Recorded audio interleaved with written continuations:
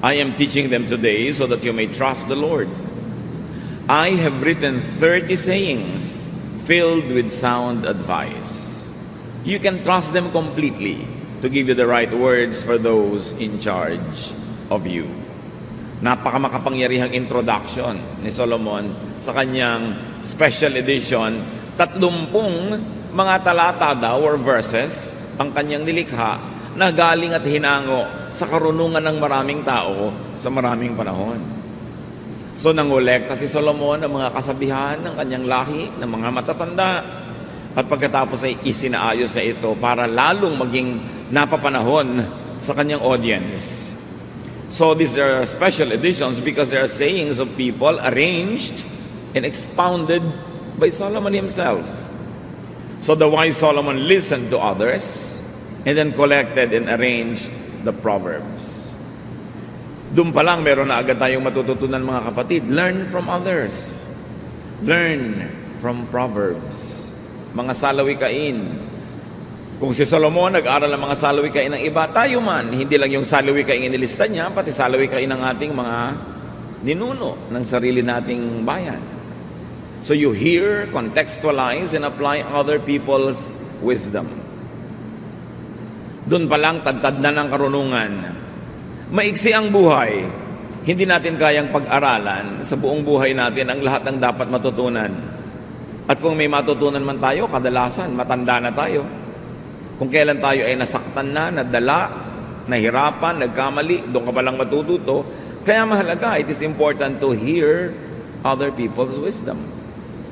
Kailangan makita mo yan. Madinig mo ang karunungan ng mga matatanda, ng mga nasaktan na, nagkamali na, nadala na, para maiwasan mo na ulitin sa iyong buhay. Then you contextualize. Ibabagay mo sa iyong buhay, sa iyong panahon, sa iyong kalagayan. Kasi iba-iba naman ang kalagayan at panahon ng mga tao. May mga karunungan man silang makatas, makuha sa kanilang buhay. Hindi naman buong-buo mong lululonin at i-apply sa buhay mo kasi may pagkakaiba ang kalagayan mo, kaya i-adjust mo yon. You put it into the context of your life and then you apply. Find practical ways to put into your daily life the high-sounding ideas and wisdom that you gather. Hear, contextualize, and apply. At narito na ang una. Sa 30 niyang koleksyon. Kaya nga, 1, 2, 3 parts ito eh. Proverbs 22, 22 to 23. Don't take advantage of the poor or cheat them in court. The Lord is their defender, and what you do to them, He will do to you. Huwag daw pagsasamantalahan ng mahihirap, lalong-lalo na huwag silang kawawain sa mga hukuman. Do not use the courts to legitimize and to legalize your oppression or your cheating of the poor. Kaya nga ginawa ang batas, yan ay para bigyan ng balanse ang buhay so that what people lack in their lives, they have in abundance through the law. Kailangan ay naibibigay ng batas doon sa mga kapos yung wala sa kanila sa kanilang buhay. Pero kung yung mayaman at makapangyarihan na ang makikinabang pa sa batas at sila pa ang kakatigan ng batas, bakit pa may batas?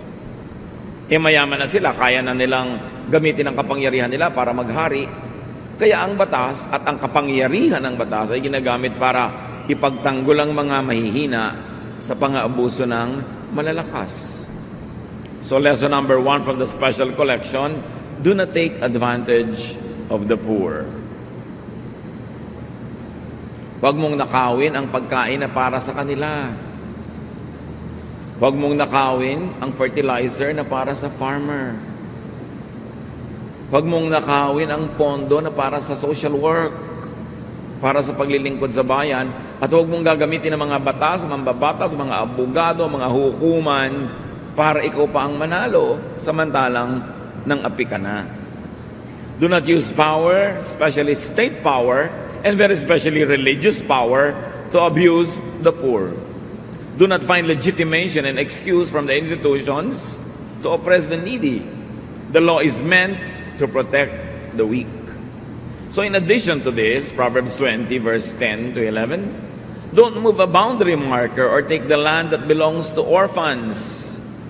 God all-powerful is there to defend them against you. Dinagdagan pa ang kahulugan ng poor and weak, yun daw mga ulila.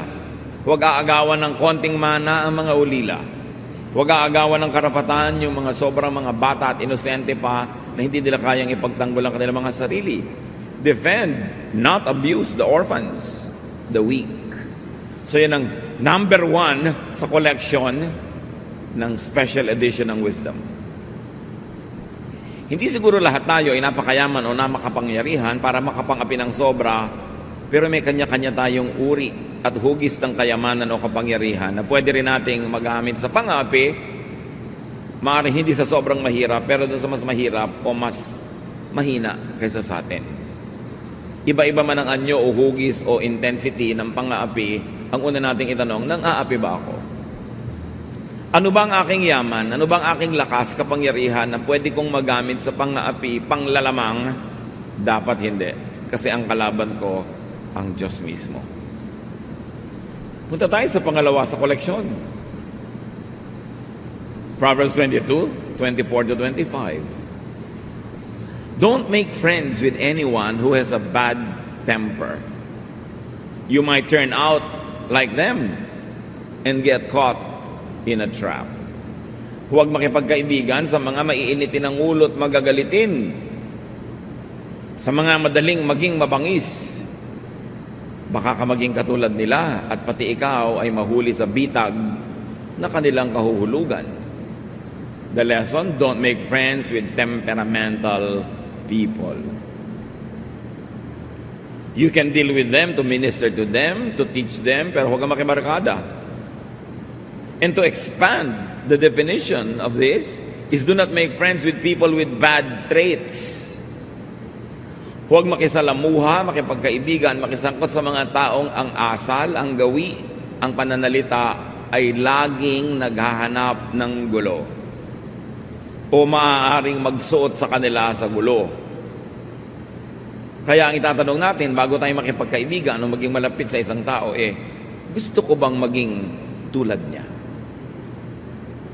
Kung siya ay palababag, palaaway, lagi na lang may nagagalit sa kanya, di syempre, yung mga galit na yon tatamaan ka rin kung lagi kang malapit sa kanya. Don't make friends with people who are prone to get into fights, into trouble. Dahil madadamay at madadamay ka.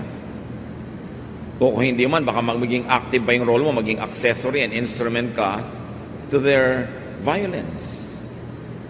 Pinipili ang kinakaibigan.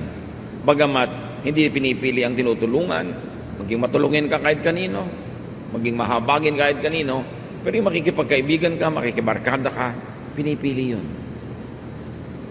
Proverbs 22, 26 to 27, don't guarantee to pay someone else's debt. If you don't have the money, you might lose your bed. So huwag daw magagarantiya sa utang ng may utang. Huwag kang pipirma doon sa linya na nakalagay, guarantor. Huwag mong ilalapit ang sino mang mangungutang sa uutangan at sasabihin mo, sige, pagka hindi siya nakabayad, akong bahala sa akin, kamaningel. Sabi, alam mo, baka pati higaan mo mawala sa'yo. Ibig sabihin, hanggang yung kahuli-hulihang ari-arian mo ay mawala pa dahil magbabayad ka sa utang ng pinaggarantihan mo. Special edition number 3, do not be a guarantor. Madalas, pag nalaman mong tama pala yung do not be a guarantor, huli na, sumabit ka na, napahama ka na sa utang ng iba. Unang-una, hindi ka naman Diyos. Paano mo naman malalamang makakabayad itong pinag-garanti mo? So it's presumptuous to be a guarantor. And you might lose all you have, and you might lose including the debtor. Kasi siyempre, kung yung nangutang na ginarantihan mo ay hindi nagbayad at ikaw napahamak, magkakasira din kayo. Mawawala ka rin ng kaibigan, so nawalan ka pa ng ari-arian at kabuhayan, be wise. Pero may magtatanong, paano po kung maawain ako o talagang gusto kong tumulong? Okay, be a guarantor, but be ready to pay. Huwag ka magtaka pag hindi siya nakabayad at ikaw ang nagbayad. Huwag sasama ang loob mo kung ikaw ang magbabayad. Maghanda ka ng pambayad. So you should be ready financially, emotionally, and mentally to pay because you are a guarantor. Meanwhile, if you are not ready to pay with your own money, to suffer for somebody else's debt, then don't be a guarantor. Magtatampo po, magagalit siya. Mamaya naman, pag hindi siya nakabayad, ikaw naman ang magtatampo at magagalit, di ba? Panapanahon lang, di hayaan mo na lang siya magtampo. Kaysa ikaw. Ikaw yung nawalan dahil sa utang niya. Kung bakit naman talaga yung mga nangungutang, ang kasunod na sakit niyan, amnesia. Alam niyo, pwede yung ipagpagawa ng monumento sa plaza ng inyong bayan, yung nangungutang na nagbabayad. Konti yun eh. Mas marami hindi nagbabayad. Mas marami nililimot. At huwag kang magkakamaling maningil, magagalit. So kitang-kita mo na hirap na hirap na ako, naniningil ka pa. Sa'yo pang galit. 99.99% ng nangungutang ganyan. Ayaw magbayad. Magagamit ng credit card, lustay ng lustay, tapos ayaw bayaran. So, kung nagpapautang ka, ihanda mo ng loob mong hindi ka mababayaran at ipagpasalamat mo ang himala ako mabayaran ka. Ngayon, kung ayaw mo nang sumama pa ang loob mo, ibigay mo na lang. Nangungutang sa'yo ng 1 million. Sabi mo, alam mo, huwag ka nang mangutang, bibigyan na lang kita ng 100. Yan. Para walang samaan ng loob. Maglimutan tayo kung gusto mo matapos kung ito ibigay, okay lang. Hindi yung aasa-asa ka. Lalo kung pang-enroll lang anak mo, ibabayad mo sa rent ng bahay, o panghulog mo sa kung sa iyong pangangailangan mo, ipapautang mo, para kang kumuha ng batong pumukupok sa ulo mo. So, i-quote mo yung verse na yan. Sabi mo, alam mo, sabi ko silang Biblia, huwag na ako magagarantor eh. Di ba? Dahil mahal ka ng Bible, kaya ka pinoprotect. Pang-apat, nakarunungan. Proverbs 22:29. If you do your job well, you will work for a ruler and never be a slave. Siyempre, iba naman kung yaya ka ng prinsipe at iba naman kung yaya ka ng isa kung sinong kapwa mo rin ng mga maralita. Diba? Yan ang tinatawag na alila ng alipin. Hindi yun masama. Pero ang sinasabi ng Bible, kung gagalingan mo ang pagtatrabaho, makakapili ka na employer. Kung gagalingan mo, huhusayan mo ang pagtatrabaho, aasenso ka, that you will end up working for the best. So kung ikaw ay hairdresser, kung ginagalingan mo yan, darating ang panahon ang ginugupitan mo, mga star, mga mayayaman, mga mahilig sa magaganda at kayang magbayad. Kung magaling kang driver, ang ending mo, ipagdadrive mo ang presidente ng bansa o ipagdadrive mo ang mga matataasang ranggo sa lipunan. Kung mahusay kang modista, darating ang panahon, ang igagawa mo ng damit, yung mga pinakamagagandang mga gawa ng damit. Kung ikay mahusay na karpintero, mahusay kang tubero, aasenso ka. So ang work well, yun ang lesson. Maski ano pang trabaho mo, hindi ka magtatagal sa baba pag magaling ka. Kailangan ng mundo ng magaling eh. Sasabihin, iba ang hirap naman po maghanap ng trabaho. Sino may sabi sa'yo? Kahit nga yung mga call center companies, ang dami-daming vacancies. Tens of thousands ang kailangan. Pero hindi lahat qualified. Yung mga hirap na hirap maghanap ng trabaho, liban na lang na hindi pa nadidiscover ang galing nila, kadalasan hindi yun yung magagaling. At dahil marami yun, marami kang kakompetensya sa pag-aagawan nyo sa mga trabaho sa baba. Pero ang daming bakante sa taas. Pinapirate ka pa nga kung magaling ka. Nananahimik ka sa iyong kumpanya, biglang sinusulot ka ng iba dahil magaling ka. So sinasabi dito ng Proverbs, gusto mo umasenso? magtrabaho ka mabuti. Kasi lulutang at lulutang ka. You will end up working for distinguished persons. So ang tanong, who do you work for? Naglilingkod ka ba sa walang kwenta? Baka naman naglilingkod ka pa nga sa masama. Husaya ng trabaho. Working well could set you free from want, from bondage, from mediocrity and nothingness. Ano ang ticket ng maralita tungo sa pag-asenso? Work well. How do you make money? How do you have a lot of money and more than you need? Earn it. Sabi ng iba, marry it. Bihira mangyari yon. Sa teleserye lang yan. Sino namang baliw na mayaman ang gugustuhin mag-asawa sa isang pagkahirap-hirap? Siyempre, ang gusto niya mapangasawa, meron din. So, sino naman na pagkaganda-gandang tao ang gusto mag-asawa sa hindi niya kasing ganda? Bihira rin yun. Bihira yung mga nai-inlove sa kampanerang Kuba. Bihira yung mga prinsesang humahalik ng palaka. At humalik ka man ng humalik, baka nakakisang daang palaka na yan, tad-tad ka na ng kulugo, hindi pa rin nagiging prince. Usually, titingnan mo siyempre kung maganda ba yung partnership. Sino ngayon ang papatol sa'yo? E di kung mahusay ka, yung mahusay din, yun ang ticket mo para umangat. E kung mahirap ka na nga, tamad ka pa.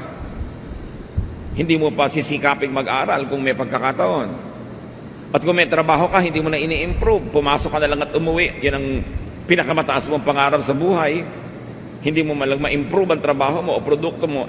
Yakapin mo ang kahirapan habang buhay. Hindi ka makakatakas dyan. Kasi ang daan palabas sa kahirapan ay yung daan ng husay. Galing. At napakarami mga taong nakahulagpos, nakatakas sa yakap ng hirap dahil magaling sila. Dahil ginalingan nila ang kanilang trabaho. Work well. Whatever it is, wherever it is, work well. Kasi hahanguin ka na magandang produkto na iyong gawain mula sa kawalan. You don't always have to work hard when you can work well. Maraming tao hardworking pero hindi umaasenso. Hindi naman sinusukat ng langit ang dami ng pawis na inilabas mo sa katawan para magawa ang isang bagay eh. Ang sinusukat, ano naman ang kalidad, ano ang quality ng ginawa mo. Ngayon kung hindi ka naman sobrang pinawisan, hindi ka sobrang napagod, pero ang ganda ng ginawa mo, yun ang kikilalanin, hindi yung pagod. It's not enough to work hard. You have to work well. The product of your work must be outstanding. Whether or not it was very difficult for you to do it. Pero sabi nga, kung mapurol ang isang palakol, mas dapat lakasan ang pagsibak sa kahoy para tumalab ito. Kung mas mapurol ang gunting, mas dapat mong diinan ang paggupit. Mas mapurol ang kutsilyo, mas pagsikapan mong ihiwa ito. So kung medyo mapurol ka, yun, dun mo kailangan ng dagdag na sikap. Hindi ka natural at na outstanding, hindi ka natural na excellent, dagdagan mo ng effort, ng pagod, para mapunan yung kulang. Pero kung naturally gifted ka na, hindi mo kailangan sobrang magpakahirap eh. Just do your best. At bawat isa naturally gifted sa isang larangan man lang sa buhay. Kung hindi ka man umangat, hindi ka umaasenso, hindi ka nagniningning, baka nasa maling lugar ka na hindi bagay sa talentong binigay sa iyo ng Diyos. May ibinigay sa iyo na outstanding ka pag doon ka nag-operate. Hanapin yon at yun ang palakasin. Proverbs verses 1 to 3, chapter 23. Ibang chapter na, kasama sa koleksyon ng 30 golden collection of Solomon. When you are invited to eat with a king, use your best manners. Don't go and stuff yourself. That would be just the same as cutting your throat. Don't be greedy for all that fancy food. It may not be so tasty. So sino nagsasabi nito? Si Solomon, who is king. Pag inanyayahan kang kumain kasama ang hari, may ganon, aba, ilabas mo na ang pinakamaganda mong asal. Huwag kang dumulog at magpakabusog. Para ka nang nagpakamatay, sabi pag yan ang ginawa mo. Huwag kang magpakatakaw. Huwag mong isaksak sa iyong mabagsik na sikmura ang lahat ng pagkain nakita mo. Sabi nitong si Solomon. The king invites you for a meal. Take advantage of the time to be with the monarch. Show him what you have. Kung matalino ka, ipakita ang talino. Kung magaling, ipakita ang galing. Kung may hinaing ka, maaari magkaroon ka ng pagkakataong ihinga sa hari ang hinaing ng sambayanan na hindi niya laging nakakausap. O kaya, baka nalulungkot ang hari, pakiramdaman mo, baka naman pwede mo siyang mabigyan ng kahit konting kaaliwan, mapatawa mo man lang, hindi ang aatupagin mo, busugin ang iyong sikmura. Siyempre, metaphor ito isang talinghaga, hindi lang tungkol sa pagkain. Watch your manners, especially before the powerful. Pag nagkaroon ka ng pagkakataon, halimbawa makapanayam ang isang taong mahirap makausap, mahirap puntahan, mahirap malapitan, baka naman tambakan mo agad ang mga reklamo at problema mo sa buhay. Surely, naparating mo yon, pero sigurado, di ka na maimbita uli. Lalo't di ka naman tinatanong na ano bang problema mo, ano maitutulong ko sa iyo. Siyempre, yung mga taong matataas ang katayuan sa buhay, maraming pasanin yan. Akala mo, puro sarap ang buhay niyan? Maraming pasanin, maraming pinoproblema, maraming sagutin, maraming tinutulungan, hindi lang ikaw, maraming ginagastahan, hindi lang ikaw. So, ting lalapit ka, may hihingin ka, meron kang kailangan, pakonti ng pakonti ang imbitasyon sa iyo hanggang mamaya, iwasan ka na. Bakit? Dahil ang hirap mo namang makaharap, lagi ka na lang may kinukuha, lagi ka na lang may gustong madagit. Siyempre, iiwasan ka. So, ano bang kailangan niya ngayon? Baka naman konting libang. Singer ka ba? Di kantahan mo. Sirkera ka ba? Di sumayaw ka sa alambre. O baka naman mabigyan mo siya ng konting runong kung ang runong-runong mo at humihingi siya ng advice. Pero kung ang kaharap mo makapangyarihan, hindi naman humihingi ng payo, huwag kang magpayo ng magpayo dahil baka mainis sa'yo. In other words, ang sinasabi lang ni Solomon, pag may pagkakataon ka na ang kaharap mo makapangyarihan, bantayan mo ang kilos mo. Ilagay mo ang sarili mo sa tama. Ano ang tama? Hindi yung gusto mong mangyari. Ano kaya ang gusto noong nag-imbita sa'yo na mangyari? Biruin mo, kumisan, kasala, nakasama mo sa isang hapagkainan, isang taong hindi mo nakakasama kahit kailan, very powerful, very famous, or whatever, gugustuhin ka ba niyang makita muli? O isinusumpa niya na hindi ka na malalagay sa mesa na kasama niya forever? Yung iba kasi sinasamantala na nila basta nagkaroon ng pagkakataon. Gagawin na yung gusto. Pero hindi nila alam, humuhukay sila ng sarili nilang libingan. Do not treat every meal as a means to satisfy yourself. Do not treat every social occasion as a means to get what you want.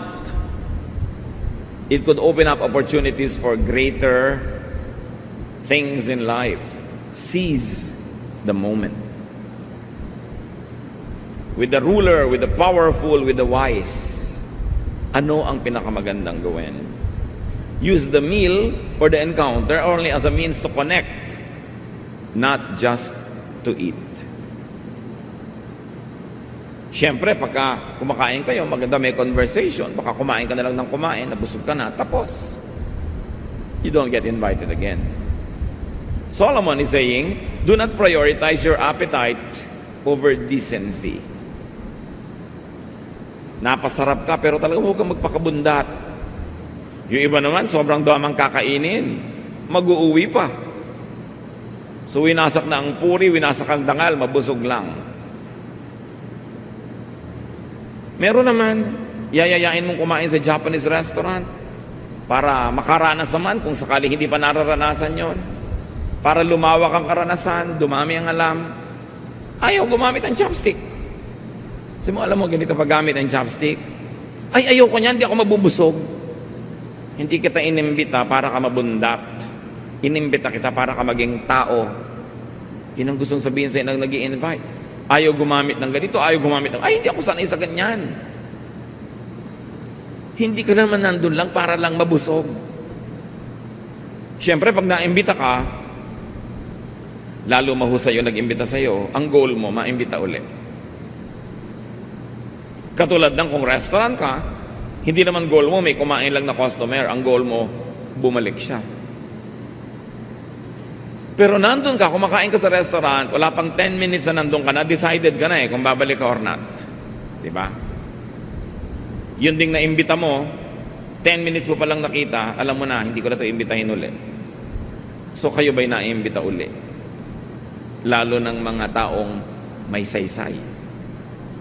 O tayo'y nakakadalaan. Kailangan, hindi nadadala sa iyo ang tao. Lalo yung taong yun ay nakakatulong, may magagawang mabuti, dapat hindi siya madala. Huwag na para kang mga angaw-angaw na insekto na ang dapuan, ubos. Makakadalaan ka. Proverbs 23 verses 4 to 5, ika-6 sa ating koleksyon. Give up trying so hard to get rich. Your money flies away before you know it. Just like an eagle suddenly taking off. So anong sinasabi ni Solomon? Na ang yaman-yaman, don't try too hard to be rich.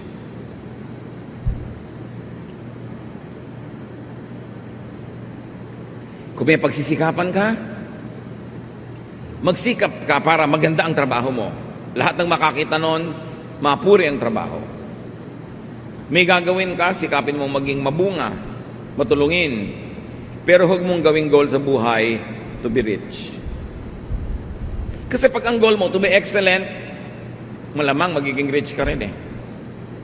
At hindi ka man maging rich, yung naging excellent ka, marami ka natulungan, may mga humanga, kahit konti man lang, your life will be well lived. Kung ang goal mo is to be productive, maging mabunga, siyempre ang magiging ending din yan, magiging rich ka rin naman eh. At kahit hindi, naging sapat naman sa'yo yung bunga mo. Pero pag ang goal mo to be rich, you will cut many corners. Marami kang matatapakan, at tatapakan mo siguro, dahil kailangan para yumaman. Marami kang maisasakripisyo. Sabi ni Solomon, alam nyo, yung gustuin mong yumaman ka, it's not worth it. At makinig kayo sa akin kasi ang yaman ko, therefore qualified ako magsabi. Papunta pa lang kayo, pauwi na ako eh. So makinig kayo sa akin. Lalo kayong hindi pa nakaranasan maging mayaman, huwag nyo yung gawing goal. Don't waste too much time, too much effort collecting money because money can fly away so quickly. Ang bilis mawala ng pera. Marami tayong nababalitaan kahit sa mga dyaryo, kutakot-takot na mga kasamaan ng ginawa para yumaman o ang ending, nagagamit ba ang kayamanan? Nalalayo din sila sa kanilang kayamanan. Nalalayo din sila sa kanilang bahay. Nalalayo din sila sa mga taong mga dating kinakaibigan sila.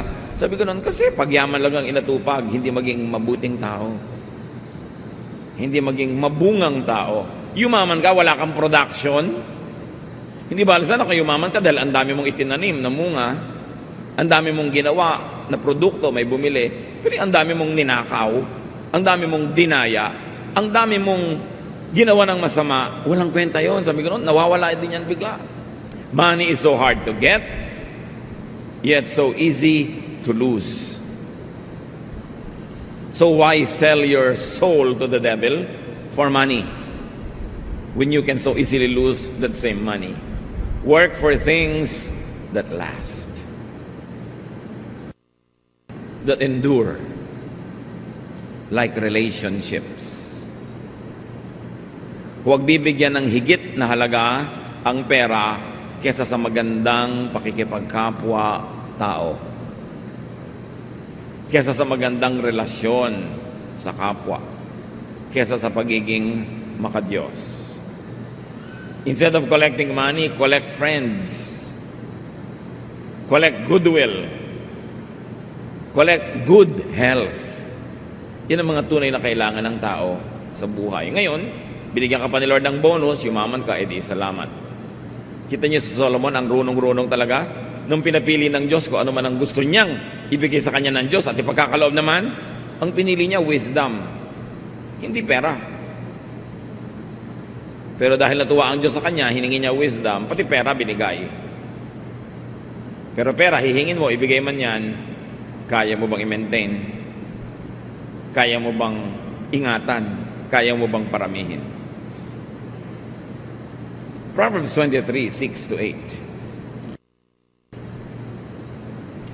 Don't accept an invitation to eat a selfish person's food, no matter how good it is. People like that take note of how much you eat. They say, take all you want, but they don't mean it. Each bite will come back up, and all your kind words will be wasted. Pati ba naman ito alam ni Solomon? At itinuturo. Sabi niya, huwag mong tatanggapin ang paanyayan ng isang makunat, isang kuripot, isang madamot na tao na kumain sa kanyang mesa. Yang mga ganyang tao, bawat subo mo, sukat at bilang. Huwag kang maniniwala pag sinabi niyang, sige pa, kain ka pa. Hindi nila yun. Talagang niloloob. Salita lang yon.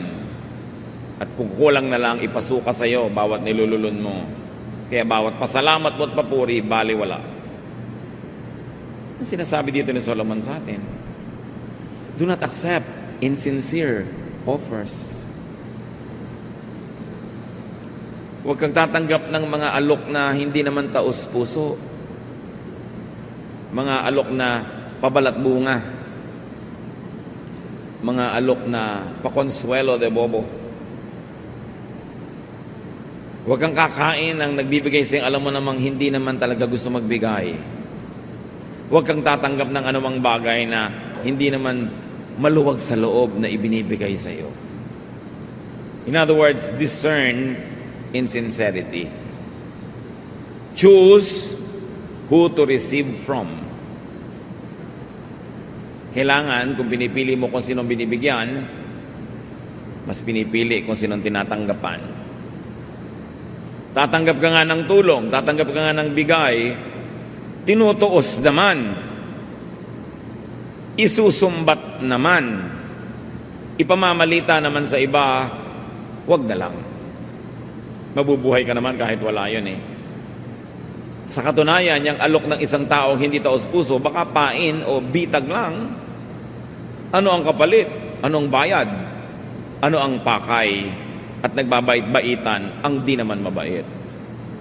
Ano ang pakay at kunwari nagbibigay? Ang isang maramot. Ang isang maramot hindi magbibigay kung wala siyang kinukwentang tubo. So pagtutubuan ka lang yan. Kaya babalik tayo sa mga turo ni Solomon, hindi lahat ng kinahain sa'yo, kainin mo. Huwag kang magpahalata. Huwag kang kain ng kain. Huwag kang consume ng consume. Huwag kang tanggap ng tanggap. Kasi may bayad. Huwag magtiwala sa sobrang magiliw, sobrang mabait, sobrang palabigay, tapos wala naman kayong pinagsamahan, wala naman talaga siyang sukat tanawin sa'yo. Ba't ang bait-bait? Baka may masamang balak. Sinabi na yan, ibalagta sa Florante at Laura, kung ang isalubong sa iyong pagdating ay maamong mukhat, may pakitang giliw, lalong pag-ingat at kaaway na lihim, siyang isa-isip, nakakabakahin. Yung ang nice-nice, wala namang pinanggagalingan, may hidden agenda yon. May balak. Pag-ingatan mo. Proverbs 23 verse 9. Don't talk to fools. They will just make fun. Ang linaw, hubad na hubad, simpleng-simple. Don't communicate with fools. Huwag makipag-usap. Huwag makipagkwentuhan. Huwag makipag-text. Huwag makipag-PM. Huwag mag-email. Sa mga kahangalan ang laman ng isip. Don't listen to rumors, gossip, hearsay. Those all fall under the qualification of foolish talk.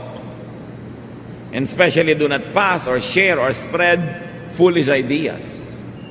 Pag may natanggap kang message sa Facebook, huwag share ng share. Lalo't nakakasira sa kapwa na hindi mo personally chinek. O kaya may kwentong nakakatakot. Lulubog ang buong Manila sa lindol, bla bla bla. Nasukat mo na ba? Alam mo ba? Don't share, don't pass.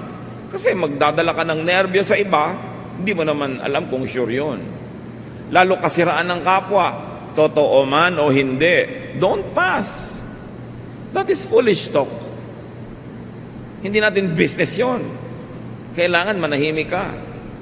Lalo ngayon sa social network, ang bilis-bilis kumalat ng balita, maganda man o pangit, dapat meron kang responsibilidad, pananagutan. Pag may naninira sa'yo, sinisiraan si ganung tao, alam mo ba, personally, na-verify mo ba, huwag ka maniniwala agad. Kasi we are people of truth. No matter how convinced a person is to try to tell you about somebody else's kamalian or kapintasan, maaaring nagkakamali siya sa perception niya. At kahit pa nga tama at totoo, dapat niya bang pag-usapan? So listen to wisdom. More so if it's part of Solomon's special edition. Learn from them. Learn from Solomon. Makakaiwas ka sa maraming gulo na darating pa at maaring makalabas ka sa mga gulong na sangkutan mo na. Pakiramdaman ng buhay, makinig sa karunungan para makaiwas sa mga bagay na nakakasakit sa atin at para rin madiscover natin ang magagandang bagay na inilaan ng Panginoon. Ama namin sa langit, binubuksan namin ang aming puso at isip sa inyo upang panatilihin yung naroon sa aming isip lahat ang magagandang bagay na aming na-review. Bigyan niyo po kami ng creativity, ng enlightenment para ma-apply namin sa buhay ang mga bagay na ito. Patawarin niyo po kami kung may mga ginagawa kaming mga nanggagaling sa kamangmangan, nanggagaling sa foolishness. Teach us to be wiser as you are the God of wisdom. Magbulay-bulayan natin mga kapatid. Isa man lang sa marami nating pinagsalu-saluhan. At gumawa tayo ng mga tiyak na pasya. Napakinabangan natin ito at pakinabangan ng mga natin sa buhay. Dear Lord, as we sit still, as we listen for your voice, speak to us and teach us how to operationalize these lofty ideals. Manatili sa presensya ng Panginoon at hanapan ng paglalapatan sa buhay ang mga karunungan ni Solomon.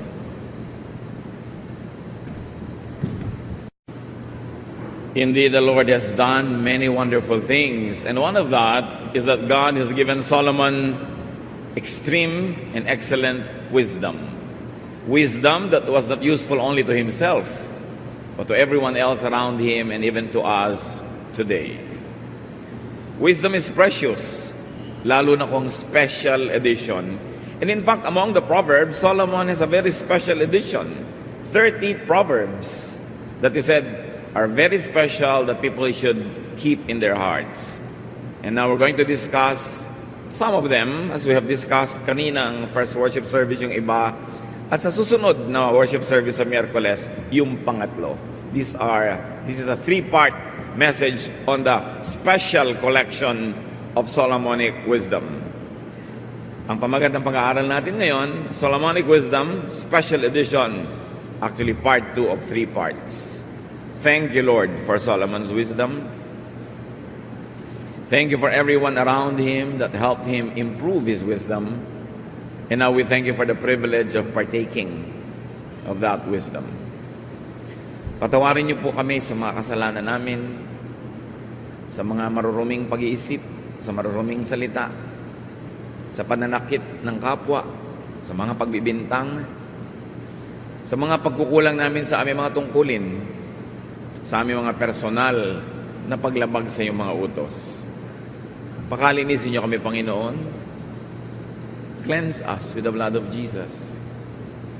Enable us to rise above ourselves and meet with you in a higher level of consciousness, of spirituality, And we ask you, Father, to give us a simple message coming from the wisdom that you have given to Solomon and to the people that he also learned from.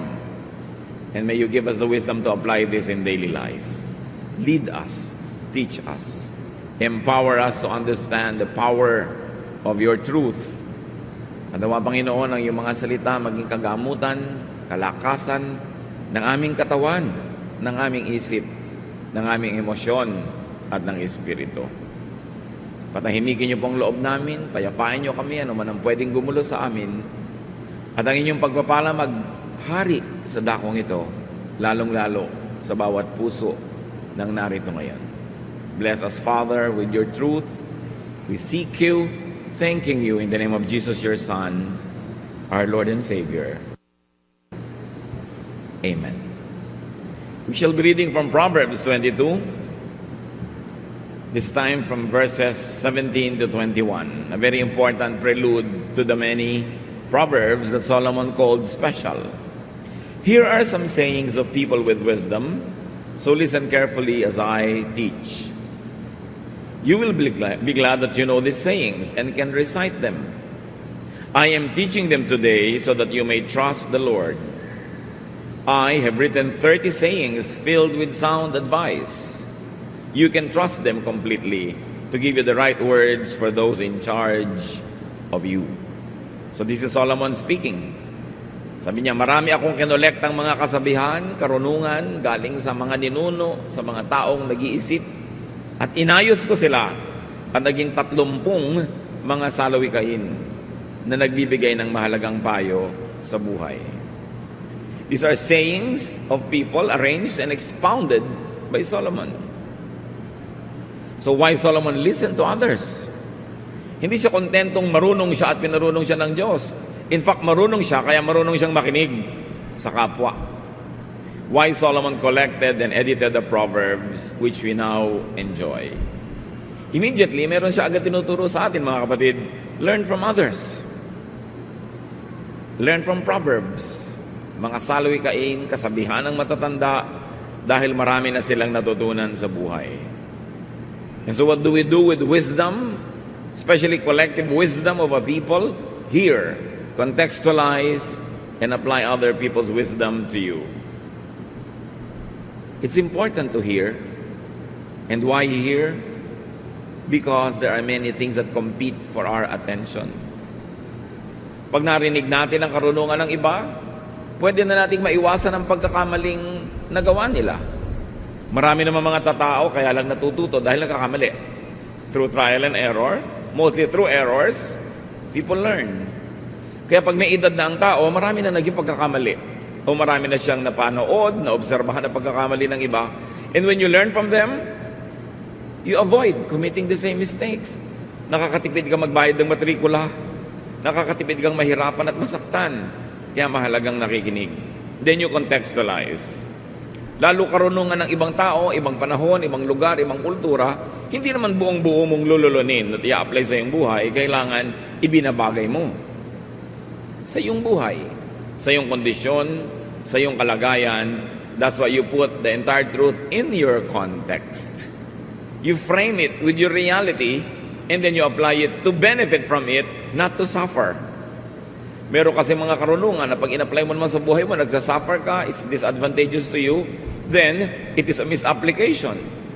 Because the words of God are given so that we might be free, we might be happy, fruitful, godly, and comfortable. Then what do you do with what you hear? And contextualize, you apply it. Therefore you move. Hearing must end in moving. Moving your body, moving your life, moving your direction. At ang kauna-unahan sa ating ngayong pag-uusapan, Proverbs 23:12, listen to instruction and do your best to learn. Tatanungin mo ba naman si Solomon na marunong kung ano ang dapat mong gawin? Siyempre, ang unang niya sabihin sa iyo, learn. Learn always. Hindi tumitigil ng pag-aaral ang tao kahit na natapos na siya ng isang kurso. Ang buong buhay ay isang malaking paaralan. Learning involves effort. Kaya yung mga iba ayaw na mag-aaral. Sabi na, ay pagod na ako, ayoko na magdala ng notebook ever again or read a book in my life. So para mo na rin sinabing ayoko nang matuto ng iba pang bagay, sapat na sa akin yung natutunan ko noon. Kung binabalak mo pang mabuhay ng mas mahaba beyond today, you must be willing to learn many things, to know and to process knowledge. Learning is difficult because it involves unlearning. You've got to give space for new ideas. Kaya yung mga taong sobra lang tradisyonal, sobrang conservative, wala na yung malalamang iba.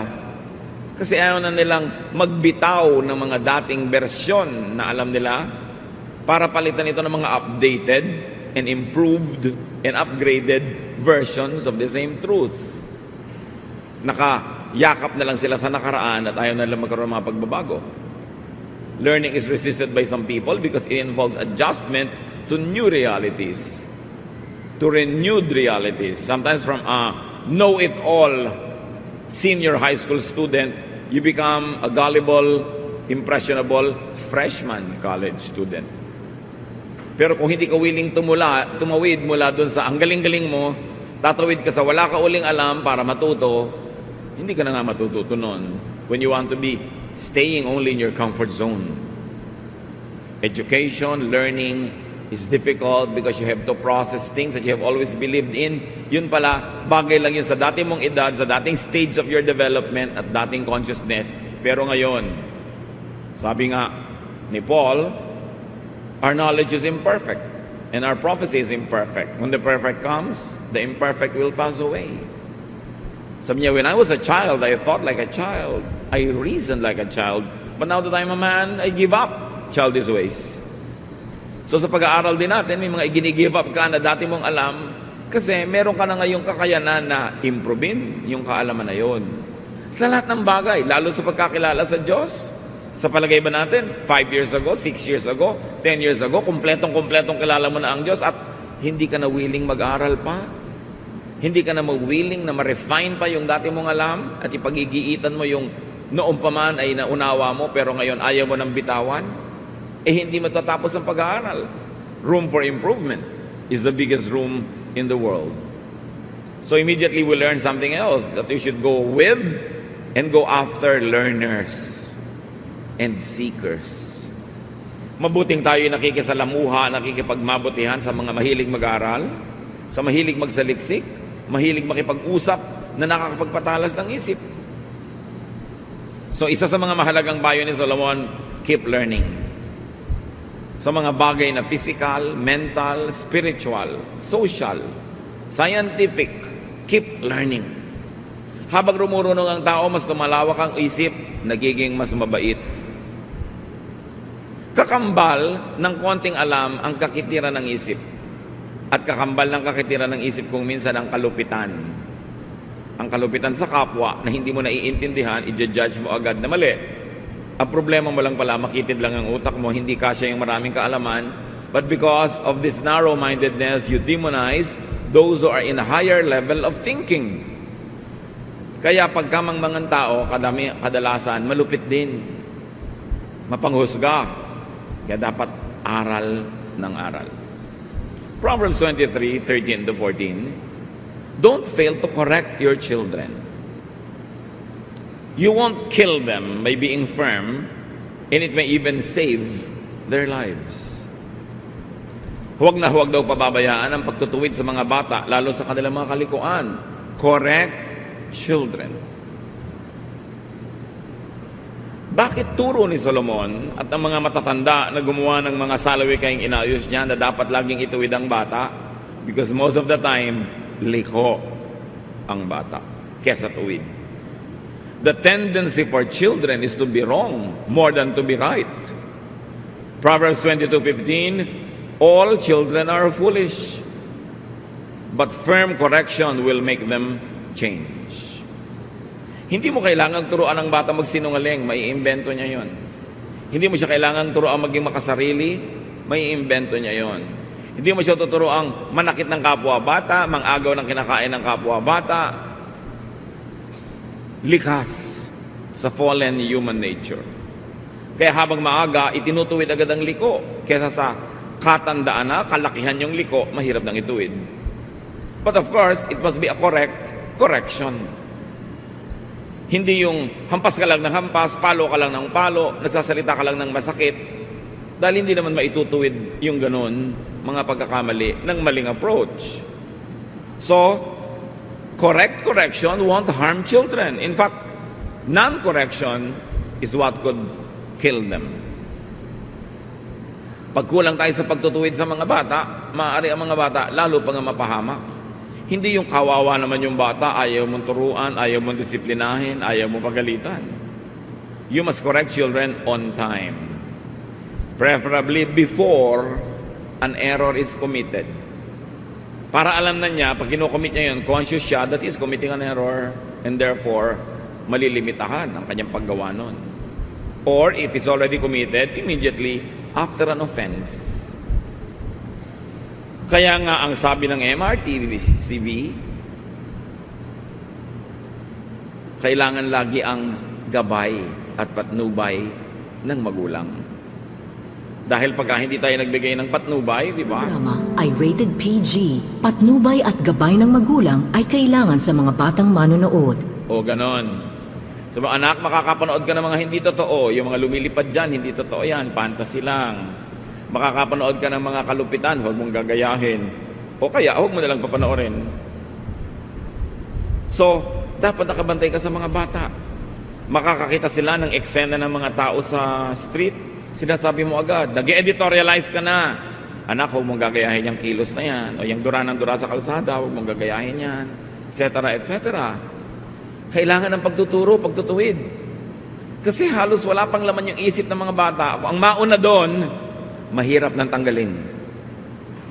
Kaya pag may pumapasok na mali, alis na agad dyan, nilalagyan mo. And this is probably one of the very difficult social costs of having so many parents working in places away from their children. Naintindihan natin, kailangan mabuhay, kailangan mag-survive, pero dapat merong kahalili, may mga substitute ang parents, nagtuturo sa mga bata. Eh mahirap naman kasi magturo. Mas madaling pabayaan na lang. Pero anong sabi ni Balagtas sa Florante at Laura? Sa taguring bunsot, likong pagmamahal, ang isinasama ng batay, nunukal. Ano pa yung nunukal?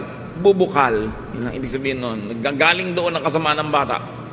Ang iba marahil sa kapabayaan ng dapat magturong tamad na magulang. Masipag dapat ang magulang mag-correct. Proverbs 23:15-16, my children, if you show good sense, I will be happy. And if you are truthful, I will really be glad. So yun ang itinuturo ng magulang sa anak. Pag gumawa ka anak ng mali, I will be sad.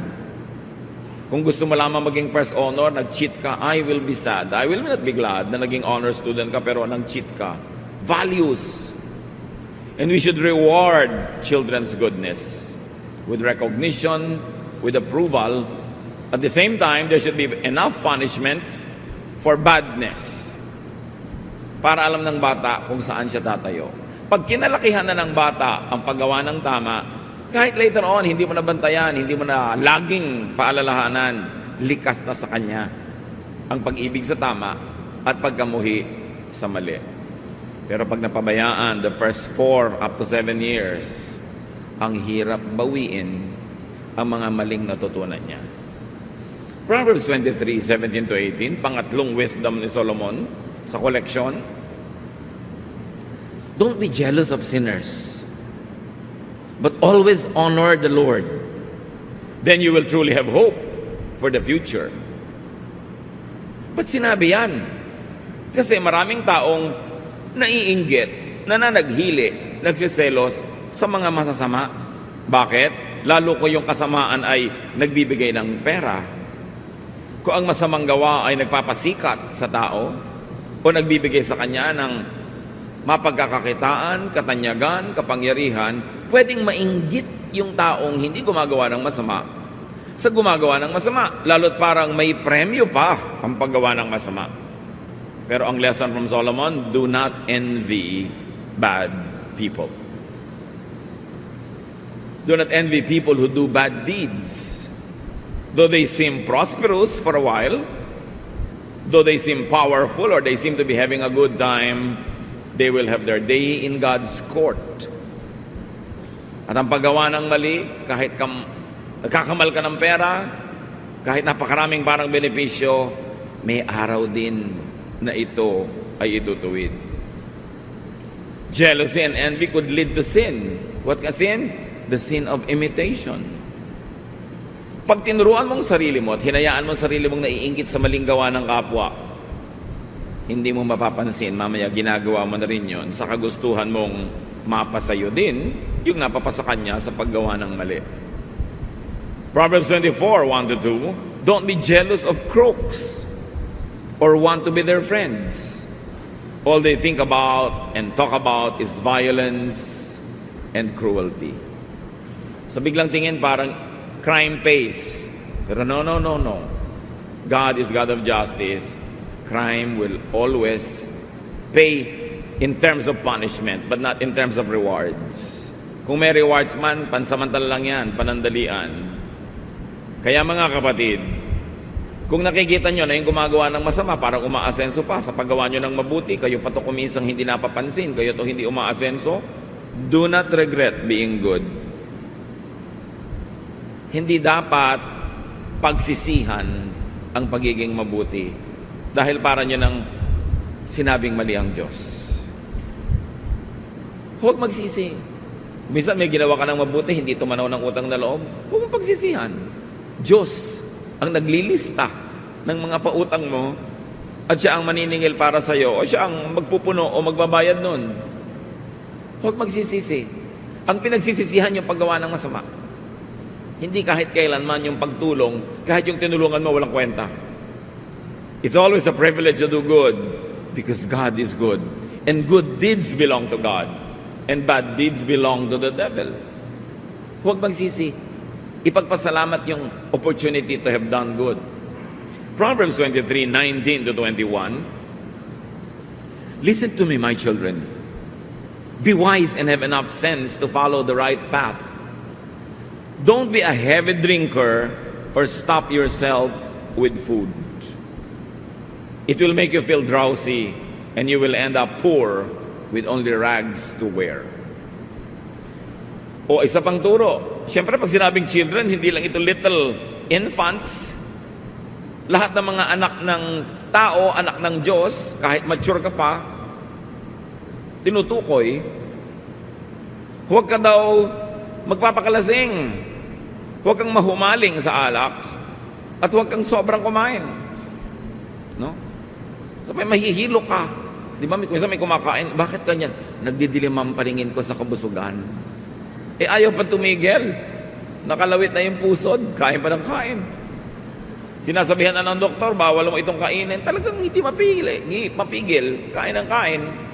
Tapos pagkakain naman, bakit ba ang dami kong kinain? Ang bigat tuloy ng tiyan ko, magsisisi naman. Lalo yung mga maglalasing. Paggising, bakit yung asawa niya bangas-bangas ang muka? Bakit ganyan ang mukha mo, my dear? Aba, pinagsusuntok mo ako kagabi. Ay, sorry, kiss ng kiss sa mga pasa. Nasaktan na. Ito namang si babae na kissan lamang, nakangiti na uli. Gusto mong kape. Matapos mabugbog. These are specifics. But really, what it is saying in general is do not indulge in pleasure, in vice that are bad to your body, bad to others who care for you.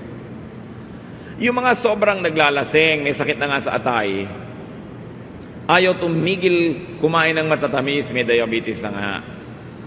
Kain pa ng kain ng mga cholesterol, may sakit na nga sa puso. Alam nyo ba na hindi lang kayo nagiging unkind sa sarili nyo? Kasi kung gusto niyo lang mamatay, sana namatay na lang kayo. Instantly, dead, tapos nakalibing na kayo. Hindi Magkakasakit kayo. Gagastahan. Aalagaan. Mahal magkasakit at mahal din namang mamatay. Ibibili kayo ng ataol. Ibibili kayo ng libingan, paglalamayan, magastos din. Yung mga tao na hindi nagmamahal sa kanilang kalusugan, ang totoo nun, nagiging malupit kayo sa mga nagmamahal sa inyo dahil alam nyo naman na magdurusa rin sila. hindi lang kayo kung kayo ay magkakasakit. Kaya dapat may pananagutan tayo sa isa't isa. Anak ka? Naku, I will not indulge in very dangerous sports kasi pagka bigla ako na paralitiko dito, buong buhay ko, aalagaan ako ng magulang ko, tumatanda na sila, mag-aalaga pa sila na paralyzed dahil sa isang very dangerous activity. Hindi ako mag-i-indulge in drugs. Pag nahuli ako, nakulong ako, matanda na yung magulang ko, imbes mabigyan ko ng ginhawa, siya pala pa yung dadalaw sa akin sa kulungan. O mag-iingat ako sa kalusugan ko kasi pag namatay ako bigla, kawawa naman tong asawa ko, siya magpapalaki ng mga anak namin mag-isa. Alam nyo, inaalagaan ng katawan, hindi lang dahil mahal mo ang sarili mo, dahil mahal mo yung mga taong umaasa sa'yo. Pananagutan yan ng matitinong tao. So ano ang paalala dito ni Solomon? Restrain yourself. Magpigil. Anything that you love, desire, and covet could be your master. Ang hinahangad mo, ginugusto, hinahabol-habol, magiging Panginoon mo yan. Kaya tiyakin mo unang-una na hindi yan alak, hindi yan drugs, hindi yan nakakasama sa iyong katawan dahil marami rin namang madadamay kung magkasakit ka. Panglima, sa collection na ito na very special, verses 22 to 25. Bili na naman sa mga anak. Pay attention to your father and don't neglect your mother when she grows old. Invest in truth and wisdom, discipline and good sense, and don't part with them. Make your father truly happy by living right and showing sound judgment. Make your parents proud, especially your mother. Kabilin-bilinan ni Solomon na pinarunong ng Diyos. Pansinin mo ang itinuturo sa ng ama at huwag na huwag mong papabayaan ang iyong ina sa kanyang pagtanda.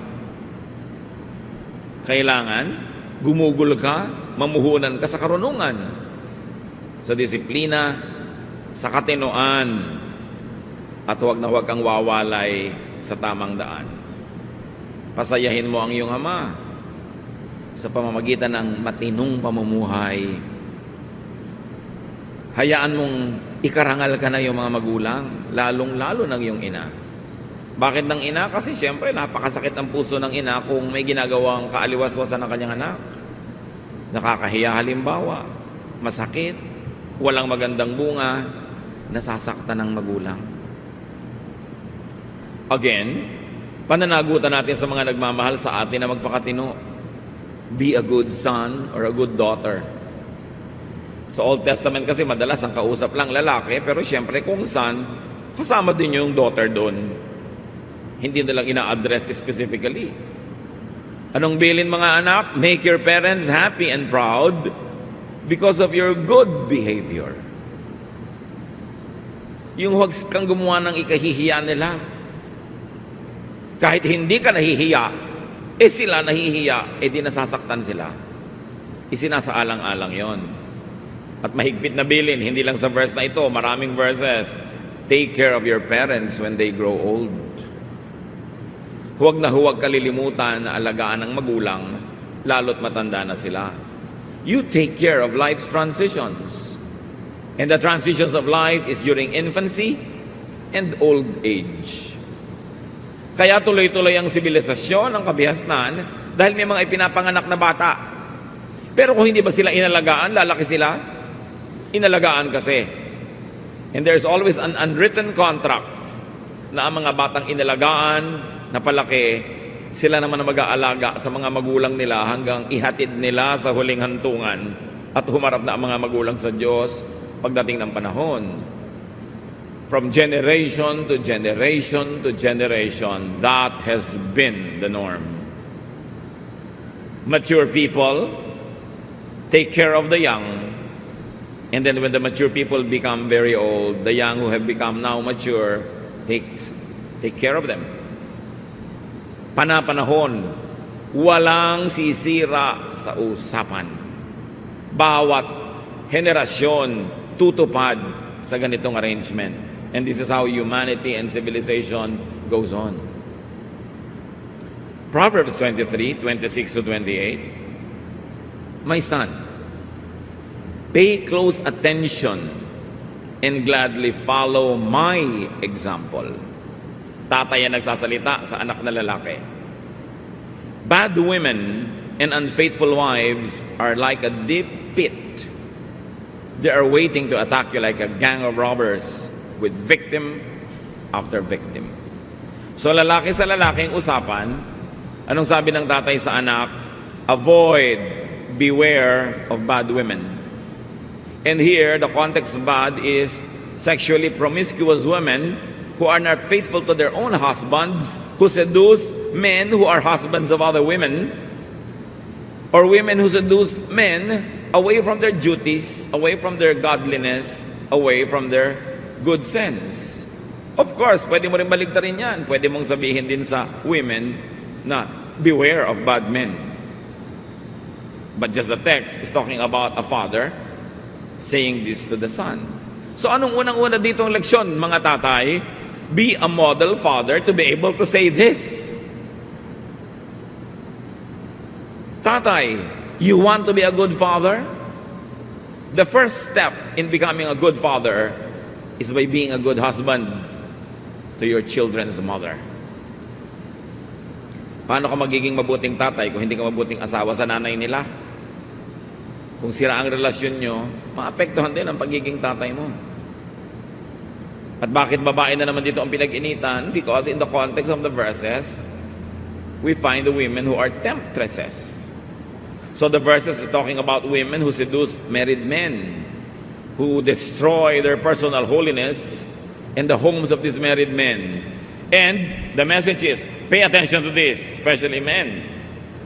Why avoid temptresses? Bakit dapat iwasan ang mga babaeng tukso? Kasi naiiba ang utak ng lalaki pag nadadarang na at nalalapit sa tukso. More than women. And this is a biological truth.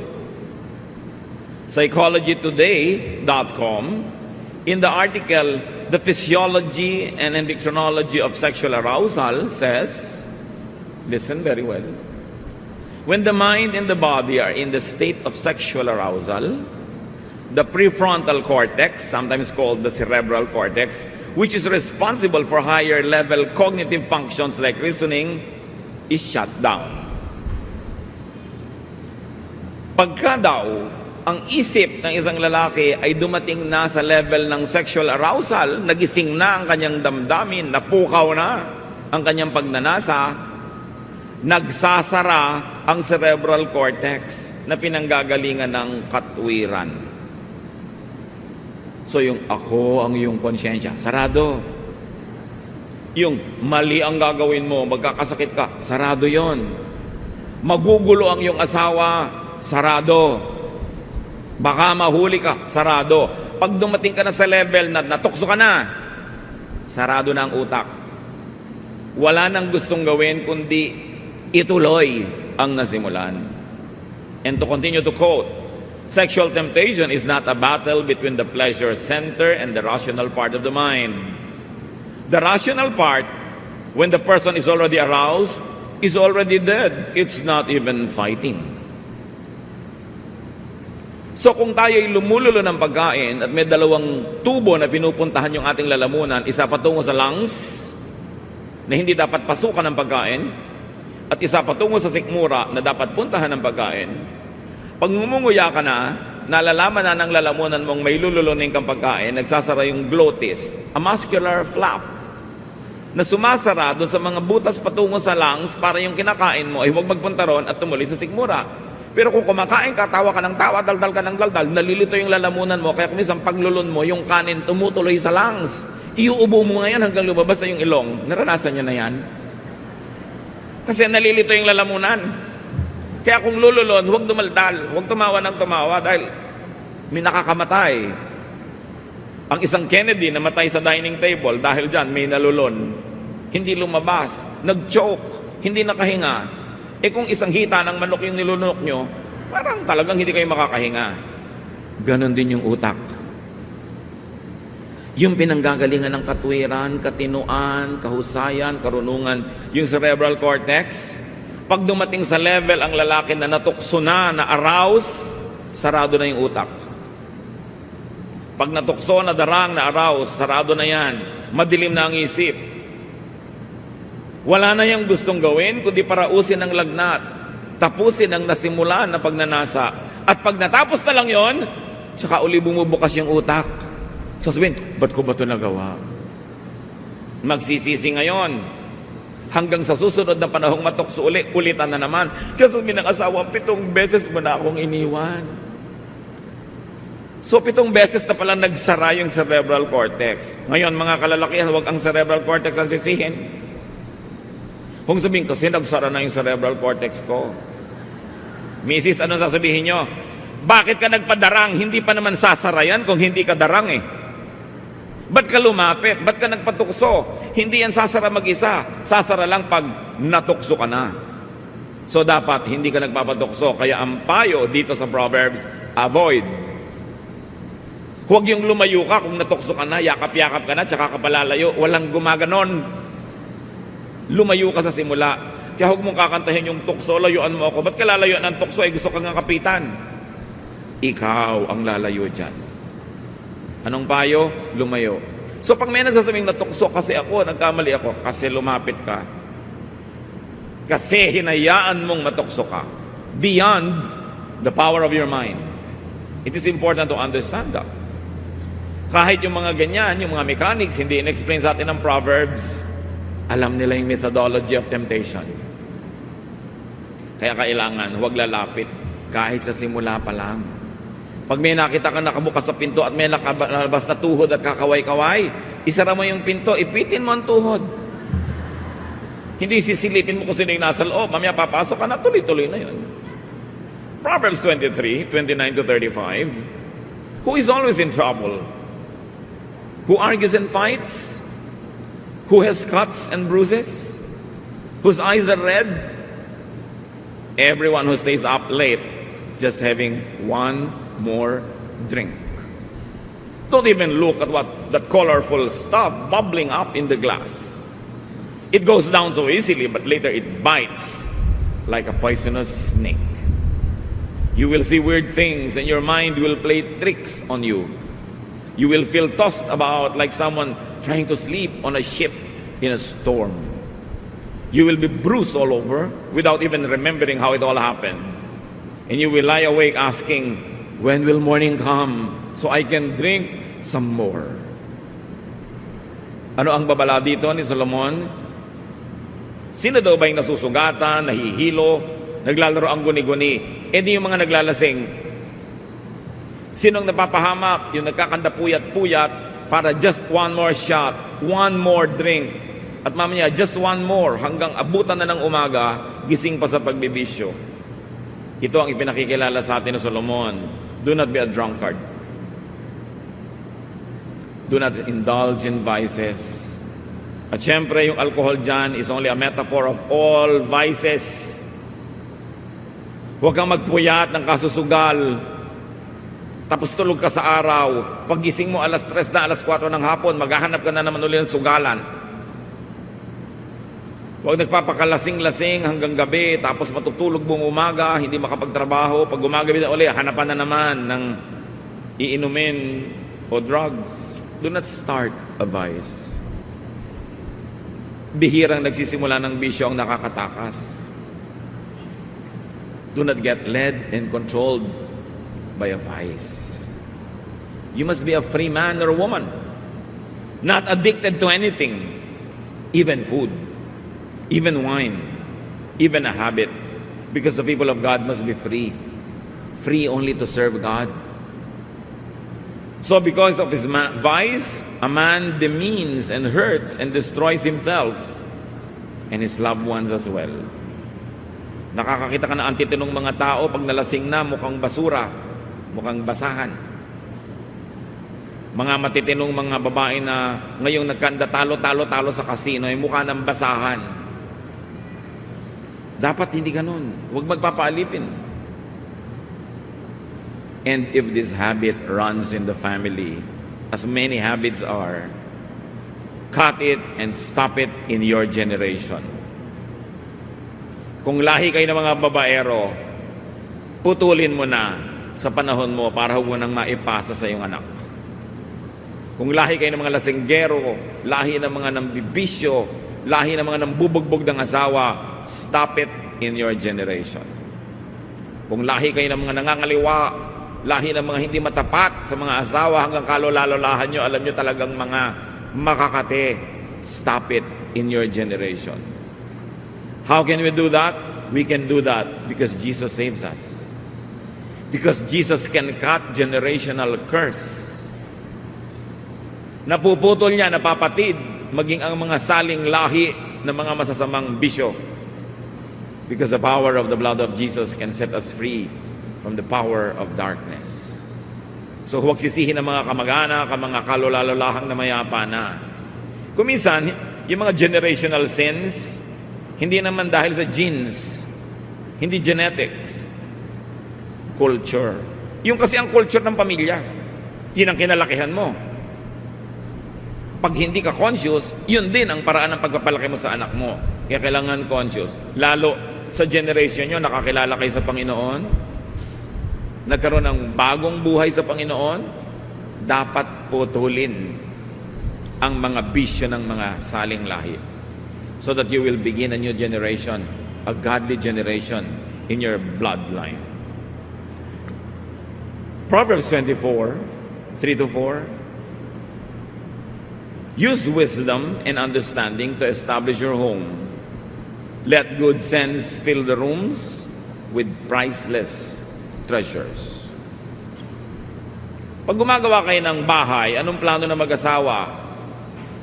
Architectural plan, muebles, motif, color. Pero sabi ni Solomon, build your home and your home life on the foundation of wisdom. Imbes ang isipin nyo mag-asawa, yung bahay, ang isipin ninyo is yung tahanan, yung home.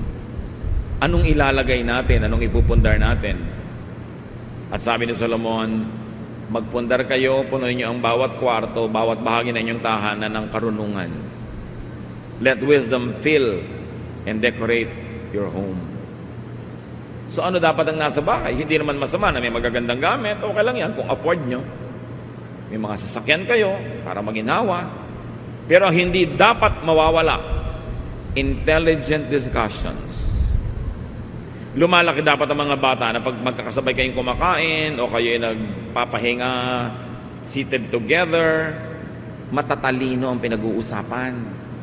Katalinuhan.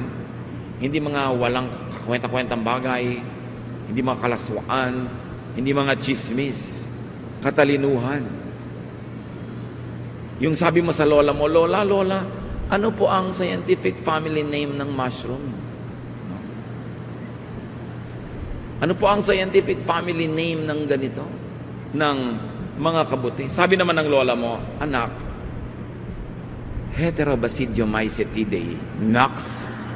Galing naman ni lola, no? Hindi yung, hindi ko alam yung mga bagay na yan. Paglaki mo, malalaman mo rin yan. Kailangan na sasagot. There must be wit, tasteful humor. The family can watch intelligent films. Even entertaining films are okay, but good taste. And there's always sound counsel available. A nice home will be filled with good books, readings. Kaya sa internet pa yon, tinuturuan mo mga bata mag-internet to find good readings.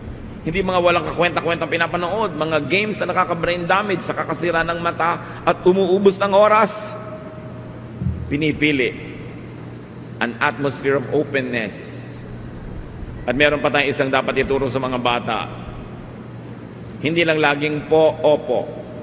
Pwede rin dapat sumagot ng hindi po, ayaw ko po, pero politely.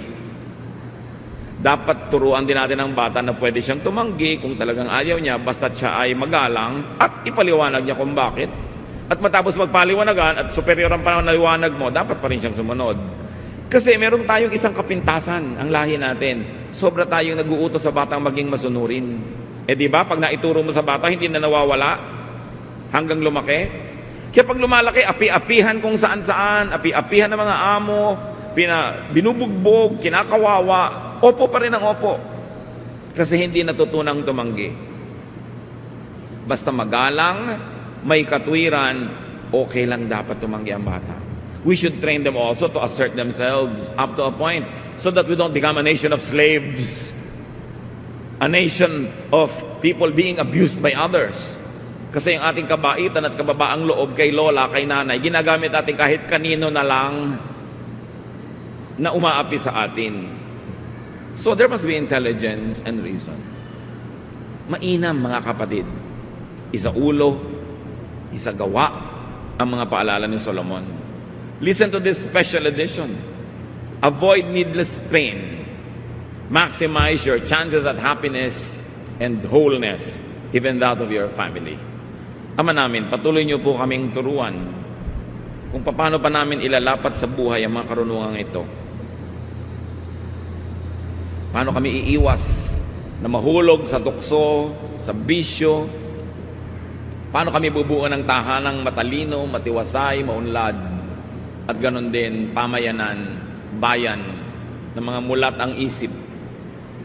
Kapakipakinabang at hindi pabigat sa kapwa. Pakita mo sa amin ang karunungan ni Solomon na hindi lang para sa kanya o sa kanyang bayan at panahon, para rin sa amin ngayon.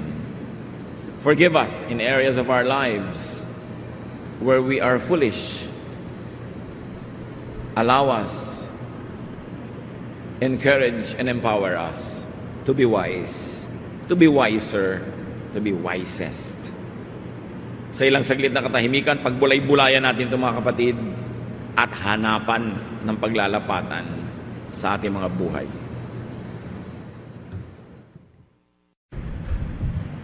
Wisdom is very, very precious. Wisdom can save us from trouble when we already are in trouble, and wisdom can even prevent trouble from happening.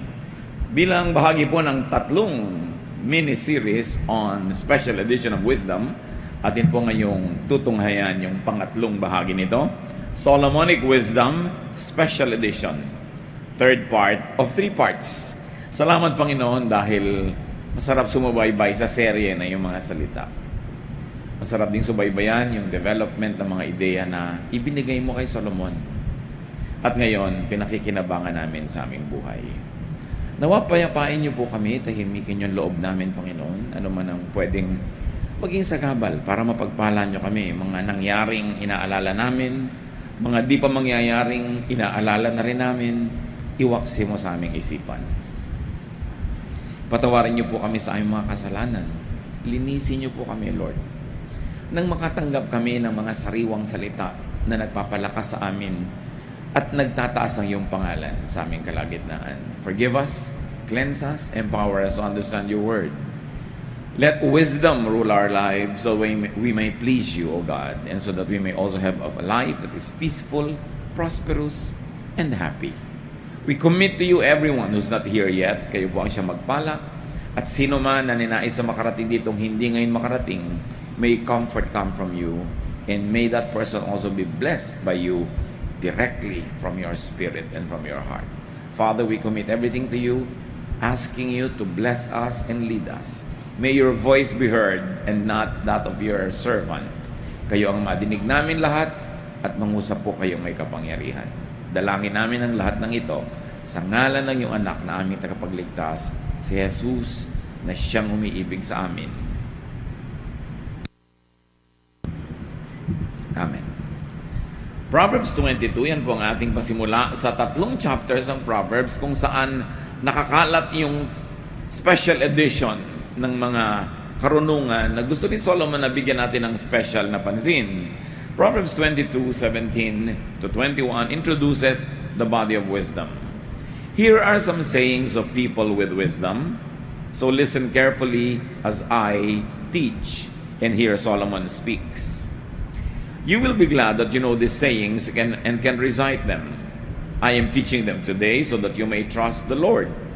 I have written 30 sayings filled with sound advice. You can trust them completely to give you the right words for those in charge of you. 30 sayings serialized in 3 messages. Kaya yung huling 10, ang bibigyan natin ng pansin ngayon. Now, sayings of people obviously were edited and expounded by Solomon. Nangolekta siya ng mga kasabihan, inayos niya para madaling masulat at madaling matandaan, madaling bigkasin, madaling mamemorya, at ngayon sabi niya, pansinin ninyo, dahil ito ay para sa inyong ikabubuti.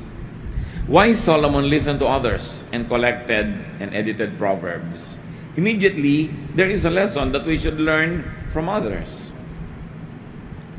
Kahit si Solomon ang runong-runong na, binigyan ng Panginoon ng superior na karunungan, nakikinig pa rin sa iba. Kaya nga siya marunong eh.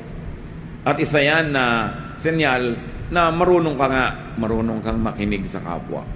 So learn from Proverbs because you save time and effort. Maraming mga kasabihan at karunungan, ang tagal bago na develop, bago na diskubre ng mga rumunong.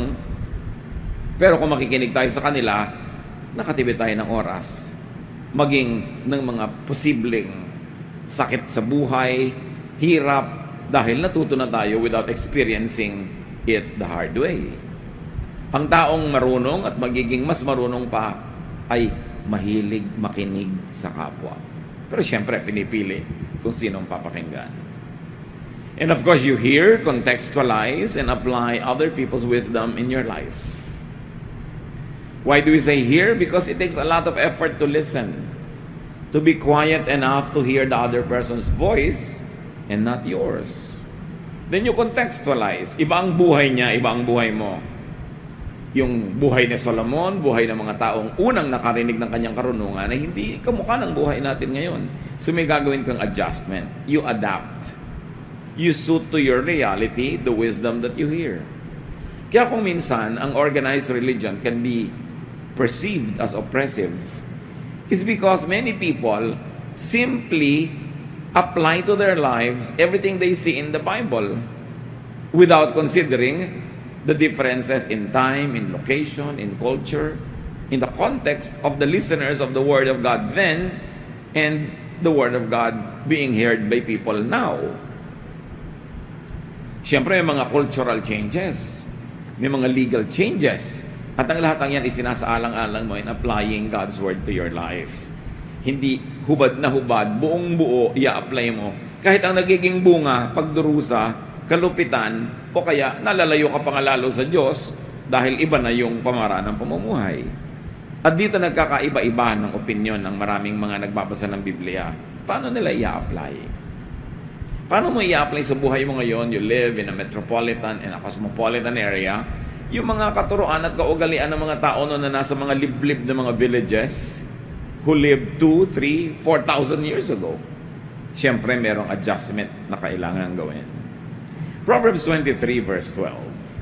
Learn and listen to instruction and do your best to learn. So, main lesson agad is to learn. We never stop learning.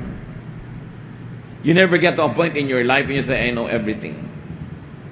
At kahit nalaman mo na ang lahat ng bagay tungkol sa isang discipline or school of thought, nagkaedad ka naman, may naiba sa buhay mo, may ibang yung point of view, you relearn. And you have to readjust. You learn always. Never stop. And of course, learning involves a lot of effort. Mahirap yatang matuto. Mas madaling huwag na lang matuto. But in the long run, mas mahirap yung hindi ka natuto kasi malaking ibabayad mo sa kamangmangan. Pagdurusa, nawawalan ka ng opportunities, at minsan mali-mali ang iyong ginagawa. Learning involves unlearning. Pag sobra kang traditional, sobra kang conservative, mahirap matuto. Kasi kung ano yung nauna sa utak mo, ayaw mo nang paalisin kahit may meron ka nang pwedeng ipalit. Kung ano yung naunang korte, ayaw mo nang i-adjust, gusto mo yun na lang lagi. Yun nga ang ibig sabihin ng conservative eh. They conserve. So pag masyado kang conservative, even in spirituality, usually ang nagiging ending, nagiging masungit ka, nagiging unnecessarily unhappy ka. You make other people unhappy also. You become miserable. Kasi conserve ka ng conserve ng isang karunungan or isang interpretation ng karunungan na dapat ina-adjust mo dahil lumalaki yung utak mo, nagkakaroon ka ng edad, nagkakaroon ka ng maraming experiences. Hindi napakalaking virtue na maging conservative. Kailangan progressive. Yung looking forward ka, moving forward, hindi laging backward. Katulad halimbawa, gusto mo conservative music, so laging gusto mo piniplay 50s, 60s, not so bad. Pero ang dami pang magagandang music na nalikha mo lang no, na hindi mo papakinabangan kung ayaw mo malang buksan yung isip mo sa mga naging bagong mga creation.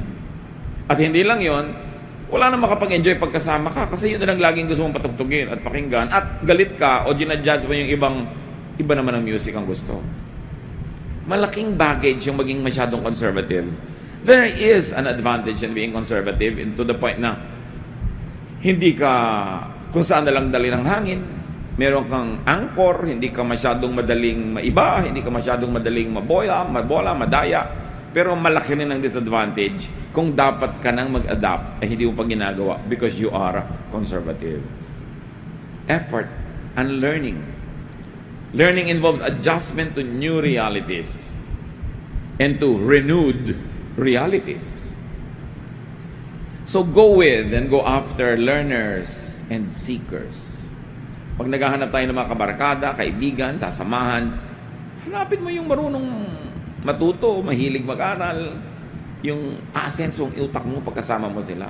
Parang 5 minutes mo lang makausap, tumalino ka na. E paano pa kung 1 hour? Hindi yung ang tagal mong kausap, walang nadagdag sa'yo, baka may nabawas pa nga. Importante pinipili ang sinasamahan. And then sa Proverbs 24, maraming koleksyon ng wisdom na inilagay si Solomon. Verses 5 to 6. Wisdom brings strength, and knowledge gives power. Battles are won by listening to advice and making a lot of plans. Here, Solomon puts a lot of premium to wisdom. Wisdom, of course, is knowledge applied the right way. Bago ka magkaroon ng wisdom, knowledge muna. And your knowledge, when applied the right way, when framed the right way to benefit you, to glorify God, to turn you into a better person, it becomes wisdom. Sabi niya, alam niyo ang mga gera na papanalunan sa strategy, hindi sa lakas ng muscle, hindi sa dami ng tao, hindi sa lakas ng mga armas, sa strategy, sa planning. So sabi niya, ang tunay na mananalo sa mga digmaan, physical digmaan yan, o emotional, o mental warfare yan, o spiritual warfare, ang magwawagi dyan yung may wisdom. So strength comes from wisdom. Bali, wala yung 10 mga malalaking katawan na wala namang utak. Matatalo rin yun at the end of the day. Ngayon, malakas ka na, may utak ka pa, edi ang laki ng advantage. But between the two, unahin ang wisdom. Real strength is not only physical, it is mental. Pag magaling ka magplano, kahit konti lang ang gamit mo, konti lang ang resources mo, mas marami ka ma-achieve. Kesa doon sa ang daming resources, pero sabog-sabog ang utak, burara mag-isip, maraming wastage. Thought can move bodies and other physical objects. Pag naiisip mo, napapagalaw mo. Hindi naman yung telekinesis, kundi pag naisip kasi ng tao, na-achieve eh. If it is thinkable, then it is achievable. Sabi nga ng iba. So, laging pag-iisip, pagpaplano. Get advisors. Listen to advice. Hindi pwedeng alam mo na lahat. Pag may area na may mas magaling na tao doon, hingin mo yung payo niya. And always have a plan. Paano ko tatapusin ang high school ko ng 4 years or 3.5? Paano ko gagawin yung aking gustong mangyari sa buhay ko? Okay, gusto kong umasenso. Paano? I must have a plan. Because if I don't have a plan, it is a dream. Don't dream. Plan. Plan, of course, is a timeline. Ano dapat ang ginagawa ko sa ganitong oras? By this time, ano dapat ang na-achieve ko na? Para masusukat mo kung nakakarating ka ba, lumalapit ka ba doon sa goal mo o hindi. Sabi nga nila, if you fail to plan, you plan to fail. Actually, hindi nagpaplano, may plano. Plano niyang mabigo. Kasi hindi magkakaroon ng direction yung effort niya sa buhay. Kung tutusin, alam na natin to lahat eh. Pero sabi nga ng matatanda, ang paalalay gamot sa taong nakalilimot. And it's always good to go back to the Proverbs. Yung dala mo lagi Bible mo, kay electronic yan, o talagang tunay na mga papel na pages. Tapos, kahit na may kausap ka, 3 minutes pa siyang bago dumating, nagbabasa ka ng konting Proverbs, ang dami na agad ang napala mo nun. Always feed yourself with wisdom of the ages. At nandyan, maraming Proverbs. Chapter 24, verse 7, wisdom is too much for fools. Their advice is no good. So fools cannot appreciate wisdom. So do not try to discuss wise things with a foolish person. Magagalit siya, mabobor, maiinis lang sa'yo. Paano po malalaman kung sino daw ang wise o ang foolish? Ito na nga isang sign. Fools cannot appreciate wisdom. Pagka merong matinong usapan, ayaw niya. Meron kang magandang sinasabi, ayaw niyang pakinggan. Alam mo na, ay, in this area, at least in this area, this person is foolish. Not for you to advertise it everywhere, but for you to be able to design what you might do with this person. Never listen to fools. Ina-assess mo without outwardly judging people so that you will know how to behave with this particular person. And know, ay, marami siyang foolishness, therefore I will watch myself not to listen to this person. Or, whenever I'm listening, I should be very, very careful. Baka niya ako ma-influence wrong. Baka niya ako madala sa mali. Nag-iingat ka. Proverbs 24, 8-9, no one but troublemakers think up trouble. Everyone hates senseless fools who think up ways to sin. May application dito agad sa sinasabi ni Solomon. To avoid troubles, avoid fools. Nakita nyo, pagka nagkakaproblema yung isang tao, malalaman mo, ang dami pala niyang partner in crime, ang dami palang dawit, ang daming nakasabit. Dumadami yung nagkakaproblema kasi nagka-involved sila eh. So you avoid trouble by avoiding fools because fools are always attracting trouble. Isa pa yan na definition ng fool. Lagi siyang parang magnet, dinidikitan ng problema, dinidikitan ng gulo, sinusundan ng away, kahit saan magpunta. Therefore, that person has very foolish ways. That's why you avoid being with this person often. Paano kung dumating yung dagok ng langit sa kanya habang katabi ka? Di syempre, may tama na rin sa'yo yun. People who always get into trouble are fools. Kaya, kawawa naman yung ang napangasawa, foolish. Wala na siyang ginawa kundi ayusin yung gulo na sinusuotan ng asawa niya. Wala na siyang ginawa kundi ayusin yung gulo na ginagawa ng kanyang anak. Mga ganon. Proverbs 24:10, don't give up and be helpless in times of trouble. Ito, mahalagang wisdom. So, times of trouble are times for firmness and perseverance. Pagka mahirap, may project ka dumating sa oras na hirap, may pagsasama kayo mag-asawa, dumadaan kayo sa oras na magulo, mahirap, sabi, don't give up.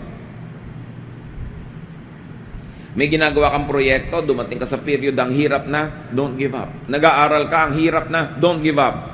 Alam nyo kasi ang mangyayari pag nag-give up kayo mga kapatid? Lalaki na sana yung mundo nyo, dinadala na kayo ng problema nyo sa opportunity na matatalo nyo siya. At alam nyo naman ang mangyayari pagka nanalo kayo over the problem and over the trouble. Lalaki yung utak nyo, lalaki yung confidence nyo, lalaki yung mundo nyo. Pero pagpapalaki na yon, tas biglang natakot ka, tinamad ka, ayaw mo nang mahirapan, umatras ka sa safe area, umatras ka sa comfort zone mo, pinaliit mo yung mundo mo. At ano mangyayari doon? Pag pinaliit mo, baka buong buhay, hindi ka na magkalakas loob uli na harapin yung malaking challenge. Therefore, pagkakasyahin mo na yung sarili mo sa maliit na mundo all your life. Nahihirapan ka na mag-aral. So, nag-give up ka na. O di-drop out ka ngayon. Kailan ka pa uli magkakaroon ng lakas ng loob na mag-enroll? Nadala ka na, natakot ka na. Habang tumatagal yung panahon na umatras ka doon sa problema, lalong lumalaki yung paniniwala mong hindi mo naman talaga kaya yon. Or buong buhay nag-iisip ka, kinaya ko kaya o hindi. May trouble kayong mag-asawa, ang laking gulo. Hihiwalayan mo na lang, lalayasan mo na lang, o sosolven mo yan. Kasi kung hiniwalayan mo, liban na lang, nanganganib yung buhay mo dahil ang trouble pala, gusto kanyang patayin, no? Iba naman yun. Pero hiniwalayan mo, ano ngayon ang gagawin mo? Sasama ka na lang sa iba. O sasama na lang siya sa iba, o pareho na lang kayong walang partner all your life. Thinking, ano kaya mangyayari ko ipinaglaban ko? So pag nakasubo ka na, lalo't hindi man masama yung kinasubuan mo, marriage, project, business, ituloy mo kahit mahirap. Na kung hindi mo nagtagumpay, hindi ikaw ang may kasalanan. Pero mahirap yung ikaw na mismo ang sumuko dahil ayaw mo nang mahirapan pa. Kasi kung alam mong hindi naman ikaw ang sumuko, talaga lang hindi tama ang panahon, talaga lang hindi nangyari yung dapat mangyari, susubukan mo ulit yun eh. At malamang na mapagtagumpayan naman yung susunod. Pero pag ikaw mismo yung umatras, may effect sa'yo yun. Mawawalan ka na ng pananalig sa pwede mong magawa habang buhay ka na ngayong makukulong sa maliit na utak. Sayang naman ang buhay. Kung uubusin mo na lang sa maliit na mundo, pwede namang lumaki. Lesson from Solomon, don't give up in the middle of difficulty. Tsaka kung sa kalagitnaan ka, tsaka titigil, di sayang lahat yung investment mo, sayang yung nailagay mo na effort, panahon, sayang. Huwag niyong padaliin ang buhay na tuwing may mahirap, aatras na lang kayo sa madali. Kasi magsisimula kayo ng pattern ng atras, ng atras, ng atras. Ang buhay dapat abante ng abante ng abante para umaasenso. Proverbs 24, 11 to 12. Don't fail to rescue those who are doomed to die. Don't say, I don't know it. God can read your mind. He watches each of us and knows our thoughts. And God will pay us back for what we do. Ano daw ang huwag na huwag gagawin? Huwag umiwas tumulong sa isang taong nanganganib ang buhay. In fact, rescue those who are in danger of dying. Why? Because life is most precious. God is life. God is the bigger giver of life. And therefore, life must be saved as much as possible. Iba naman siyempre kung may gusto kang iligtas pero sa pagliligtas mo ay mamamatay ka rin o maraming mamamatay, doon ka mag-iisip kung dapat mo bang gawin or not. Pero yung hindi mo naman ikamamatay, halimbawa, merong bloodletting, merong donation ng blood, ikamamatay mo ba naman na mag-donate ng mga isang balding dugo? Gusto mo isang galon na lang, isang pint. Hindi mo naman ikamamatay yung regular na idinodonate. Ba't di ka mag-donate? Nagliligtas ka ng buhay nun. Kahit hindi mo kaharap yung nag-aagaw buhay, maayong pang dudugtong sa buhay ng isang maaaring malagutan ng hininga dahil walang dugong available, yung ibibigay mo. Isipin mo, isang tao, imbes na matay na ngayon, dahil na-donatean mo yun ng dugo, na buhay pa ng 25 years, 10 years, o kahit 3 days. Napakahalaga ng bawat sandali kung ikaw yung taong mayroong nagbuhay na gusto mong pahabain. So mahalaga nagtumutulong tayo.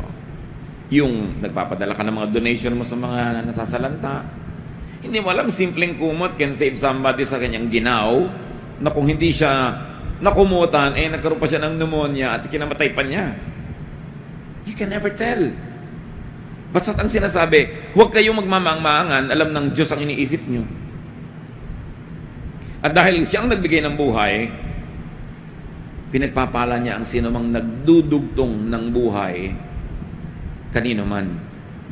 Mas hindi mo kilala, mas hindi mo mahal, mas heroic.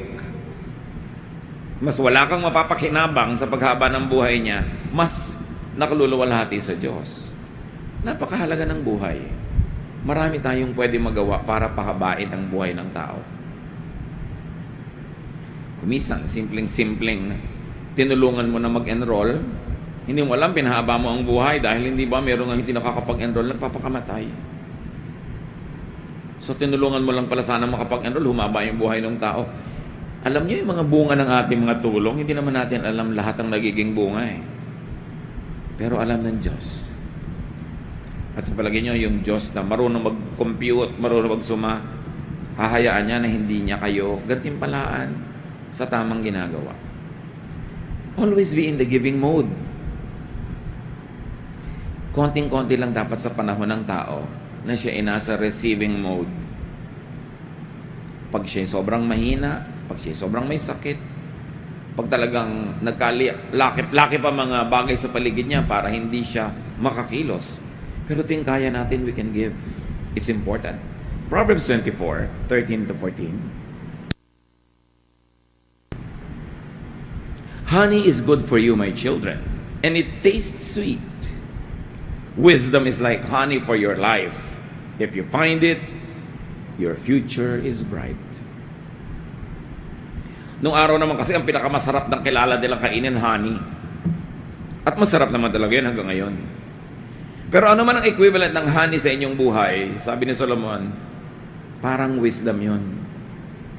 Kung paano nyo hinahanap-hanap, at kung paano kayo nasasarapan, ganun dapat ang gawin yung paghahanap sa wisdom dahil masarap maging wise. Find and enjoy honey or wisdom. May kausap ka, ang hanap mo, karunungan niya. Meron kang a-attenda ng mga event, ang hanap-hanap mo, anong matututunan ko dito? Anong madadagdag sa isip ko? Anong karunungan ang magpapaganda sa buhay ko? Sabi, kailangan mong hanapin lagi yan. Kung saan ka rumurunong, kung saan lumalaki yung isip mo, dun ka maglagi. Ikabubuti mo yun. Verses 15-16. Don't be a cruel person who attacks good people and hurts their families. Even if good people fall 7 times, they will get back up. But when trouble strikes the wicked, that's the end of them. So huwag daw maging malupit at huwag sasalakay ng mga tao, pati ang kanilang mga pamilya, lalo't yung tao mabuti. Huwag na huwag kang gagawa ng masama sa mabuti. Kung tayo nga ay tinuturoang huwag gumawa ng masama sa masama, lalo namang sa mabuti, hindi dapat gawin yon. At huwag na huwag daw idadamay ang mga pamilya nila. Mabuting tao sila, sasalakayin mo, pati pamilya nila apektado. At bakit daw? Kasi ang mabubuting tao daw, makakabangon at makakabangon. Itulak mo yan, babangon yan. Tikisin mo yan, magsusurvive yan. Gawan mo yan ng masama, magsusurvive yan at babangong muli. Anong gagawin nila sa'yo pag nakabangon na sila uli? Sabi, huwag na mong gagawa ng masama. Kasi kakampi nila ang Diyos. Bakit mo gagawin yun? Don't be cruel, especially to good people. Don't be cruel to the bad, but more than that, do not be cruel to the good. Because good people recover. So the bad people will not recover. When God strikes them, they will not recover. But the good people will always be raised up by God again. So huwag mo silang pagsasamantalahan, huwag mo silang kakawawain. Darating ang panahon, baka ikang ikabubuhay, walang awa sa iyo ng good people na ginagawan mo ng masama. So ba't ka gagawa ng masama? 17-18. Mahalaga rin ito mga kapatid. Don't be happy to see your enemies trip and fall down. The Lord will find out and be unhappy. Then He will stop being angry with them. Ang konteksto, galit ka sa isang tao. Ngayon, bigla siyang nagkasakit, naghirap, nasunugan, binaha, nasalanta. Tuntua ka ngayon. Ganun, huwag na huwag mong gagawin yan. Pag nakita ng Diyos na natutuwa ka sa nangyayari sa mga taong yan, sa mga kalaban mo, sa mga masasama, huhupa ang galit ng Diyos sa kanila at baka sa'yo pa bumaling. So huwag mong ipagsasaya ang nangyayaring masama sa kapwa, kahit sila masama. Do not celebrate people's ruin, even if they were your enemies. Kung minsan nararamdaman mo yan, naiinggit ka sa kapitbahay mo, tapos bigla siyang nasunugan, buti nga. Yung isipin mo, no? Naiinggit ka sa kumari mo, paggawa ng mukha niya, tapos minsan tumabingi, tawa ka, yan, kagagawa. Diba? Huwag ganun. Alam ng Panginoon yung laman ng ating puso. At ito, ang linaw nang sinabi, the Lord will find out and be unhappy. Then He will stop being angry with them. Kaya, nagkakaganon yung masama dahil nagagalit sa kanila ang Diyos. Pero sabi, pag pinagtawanan mo, pag ipinagbunyi mo ang kanilang mga hirap, mawawala yung galit ng Diyos sa kanila. Anong ibig sabihin? Di titigilan na ng Diyos yung pagdisiplina sa kanila. Ano nang ipagsasaya mo? Dilulungkot ka na naman, mainggit ka na naman, magagalit ka na naman. So be wise. Don't celebrate people's fall. God ruins people because He's angry with them.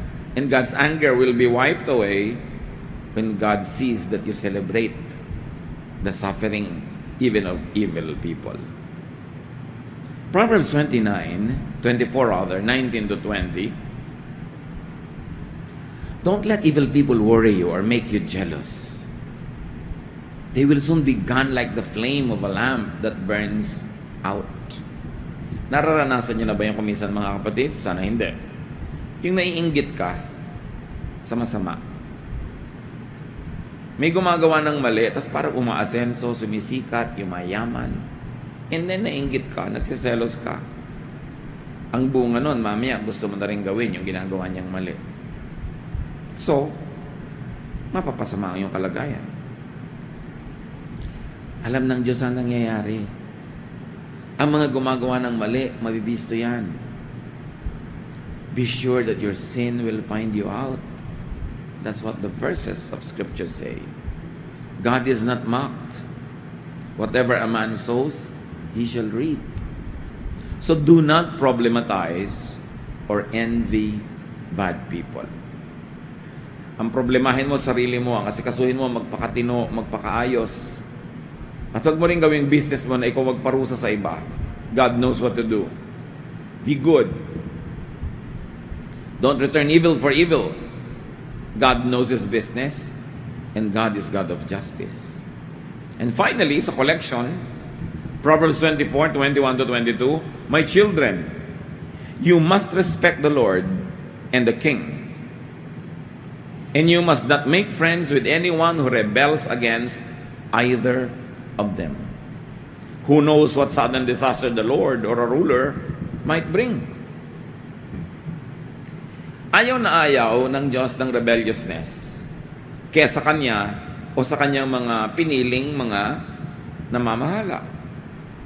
And generally speaking, unless a ruler is obviously, hopelessly evil,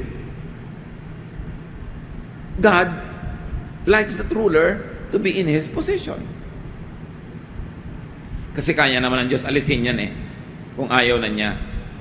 So ang sabi dito, mga anak, tiyakin nyo lang na iginagalang nyo ang Diyos at ang hari. Wala na tayong hari ngayon, so ano yon? Figures of authority, employers, superiors, leaders. Sige nun, make sure that you respect the Lord and your leaders. And you must not make friends with anyone who rebels against any of either God or the leader. Okay, hindi naman ikaw yung nagre-rebel, pero nakikipagkaibigan ka, nagko-cooperate ka doon sa nagre-rebel, damay ka rin. Sabi niya, alam mo ba kung anong pwedeng dilubyo ang pwedeng datnin ng sino mang lumalaban sa hari o sa Diyos? Hindi mo alam. So, huwag kang maglaro sa ganyang larangan, mapanganib. Huwag kang makikipagsabwatan, huwag kang makikipagtulungan Huwag kang makikipagbulong-bulungan sa mga rebellious people. May parusa yon. Liban na lang yung nire-rebella nila, Diyos na mismo nagsabing rebel against that king because he is obviously, hopelessly, clearly bad. Unless that kind of condition is met, we are to submit to authority. We are submit to those who are on top of us because if God doesn't want them anymore to be in that position, what is too hard for God? Is it too hard for God to remove them? Sasabi, huwag kang makikipagsabuatan sa mga gustong gumawa ng gulo. Respect those in authority. Do not flaunt your strength or your charisma or your money. Respect those in authority. Pag sinabi mong, bakit siya ang nasa position of authority and not me? Eh kung gusto ba ng Diyos na ilagay ka doon, mahirap ba lang gawin yun ng Diyos? Nandiyan ka dahil diyan ka dilagay. So magpakatino. Do not cooperate with rebels. God is usually on the side of those who are in authority unless those in authority are clearly, obviously, terribly bad. Nuggets of wisdom to learn from Solomon. Be wise.